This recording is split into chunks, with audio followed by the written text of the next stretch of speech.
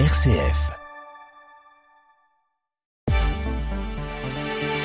Bonjour à tous, très bon réveil, place à l'édition locale en Champagne en ce mardi 25 novembre. Au sommaire, le projet de musée des arts du cirque de Châlons-Champagne, doté de 11 millions d'euros voté par la région Grand Est, mais contesté par l'élu LR Gabriel Michel, continue de susciter la polémique alors que son ouverture est prévue en 2029 et que le soutien de l'État demeure incertain. Retour dans ce journal sur le forum post-3e de l'enseignement catholique organisé au lycée Saint-Jean-Baptiste de la Salle de Reims vendredi. Des établissements de Reims mais aussi de Rethel ou encore d'Épernay ont participé à ce temps fort annuel. Mais tout d'abord, un point sur la météo. Près de chez vous pour aujourd'hui en Champagne, un temps agité ce matin, perturbé, ciel nuageux, pluvieux, voire même brumeux du côté du vignoble champenois. Pour cet après-midi, le temps sera plus calme mais toujours aussi nuageux, mais quelques éclaircies par endroits, notamment vers l'ouest de la Champagne. Côté Mercure, les températures évolueront entre 5 ce matin et 7 degrés cet après-midi.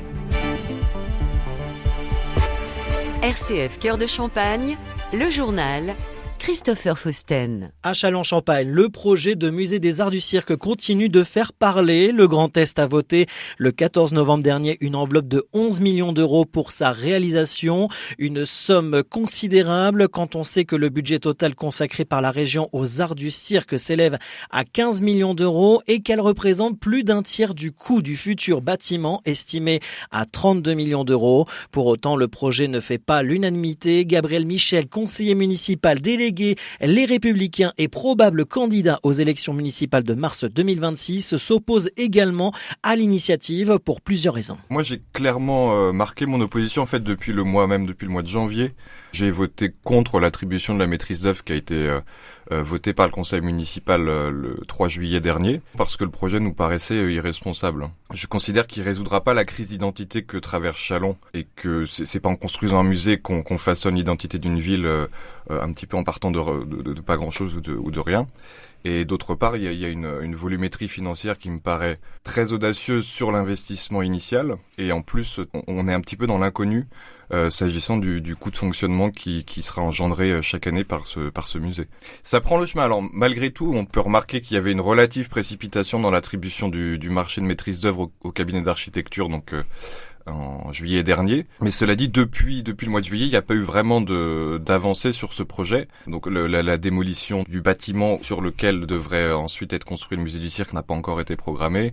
Les choses ne sont pas si engagées que ça. Donc il s'agit de savoir dans quelle mesure ce projet sera encore vraiment engagé en mars 2026. Le futur bâtiment dessiné par l'architecte Alain Moiti de l'agence Moiti et Rivière doit ouvrir en 2029 sur le site de Chanzy, tandis que la question du soutien financier des services de l'État reste un enjeu clé pour la suite du projet.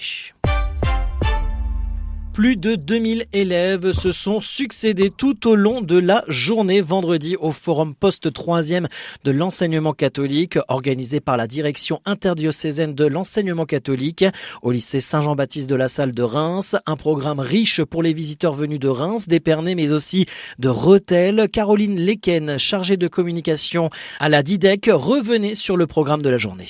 Alors aujourd'hui c'est le forum post-3e. Tous les établissements de Reims, Rethel et Épernay sont présents à Saint-Jean-Baptiste sur la journée pour justement leur présenter les filières en pro technologique et aussi en général de tous les établissements du secteur. Le premier établissement est venu très tôt ce matin. Il tourne, on va dire, entre 45 minutes, 1 heure sur tout l'établissement. Donc chaque établissement a 1 heure pour venir exactement. Donc c'est pour ça que ça va prendre toute la journée.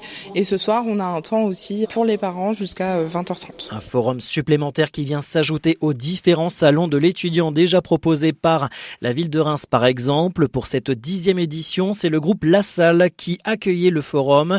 Didier Thi, responsable du groupe La Salle.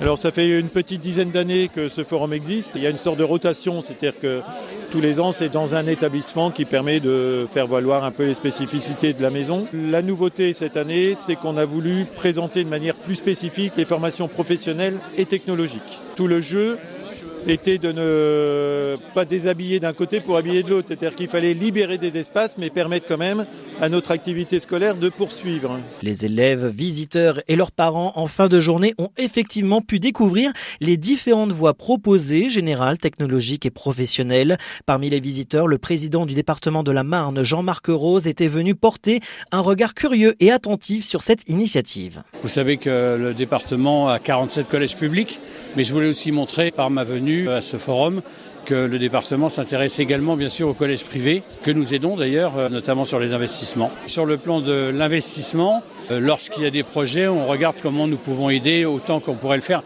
Alors évidemment, c'est pas comme un collège public, puisque là on le fait entièrement. Le collège privé a d'autres fonds à sa disposition, mais bien entendu nous aidons et d'ailleurs nous ne limitons pas au simple collège. Nous aidons également pour l'attractivité de nos territoires des grandes écoles. Malgré que nous ayons réduit le fonctionnement, par exemple, à Sciences Po, nous aidons quand même l'ICP, par exemple, qui est une grande école supérieure. Des propos recueillis par Alexis Claudretz pour RCF. Ce mardi, c'est la journée internationale pour l'élimination de la violence à l'égard des femmes dans la Marne. Plusieurs événements sont prévus au Krebs de Reims. La journée Brisons le silence face aux violences avec l'association Femmes Relais 51 et la troupe 32 interprètes. Le 27 novembre, le CCAS de Reims organise Qui dit mot ne consent pas pour informer les femmes éloignées de l'information et les professionnels. Et le 2 décembre, ciné-débat à Châlons-Champagne avec l'ASDFF. Les services de l'État réaffirment leurs priorités, protéger, agir, anticiper. À Dronay, demain, les paroisses organisent un nouveau mercredi de la mission. La journée débutera à 9h30 à la salle des fêtes avec un temps d'accueil, de prière et l'envoi en mission avant des visites en binôme auprès des habitants. Une messe sera célébrée à midi, suivie d'un repas partagé. Les visites reprendront dès 14h30, ouvertes à tous, sans compétences particulières. Cette journée se veut fraternelle et missionnaire. Chacun peut rejoindre l'équipe à tout moment pour aller à la rencontre des habitants. Du côté de Châlons-Champagne, une grande collecte de jouets est organisée ce jeudi et vendredi de 9h à 19h au centre commercial Croix-d'Ampierre. La CITAC, le réseau de transport de Châlons-Champagne, renouvelle son engagement solidaire aux côtés du secours populaire pour venir en aide aux enfants, premières victimes de la pauvreté. Les habitants sont invités à offrir des jouets neufs ou en très bon état, doudous, poupées, petites voitures ou jeux de construction afin d'apporter un peu de magie et d'espoir à l'approche de Noël. À Épernay, dans le cadre de Movember, le centre ressources et la clinique organisent ce soir à 18h une conférence sur la santé masculine. Le docteur Antoine Demonceau abordera le cancer des hommes, la prévention et la santé. Pour plus d'informations, rendez-vous sur la page Facebook de la clinique Épernay Groupe Kappa.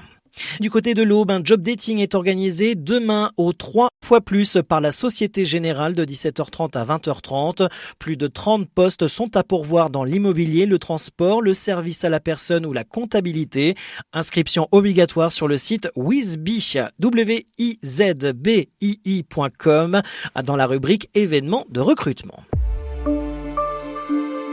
Et un mot de sport, hier soir en clôture de la 15e journée de Ligue 2, le Stade de Reims a retrouvé le sourire devant son public en s'imposant 2-0 face à Montpellier au stade Auguste Delaune. Une victoire précieuse qui rapporte 3 points et permet aux Rouges et Blancs de grimper à la 4e place du classement, renforçant leur ambition dans la course à la montée.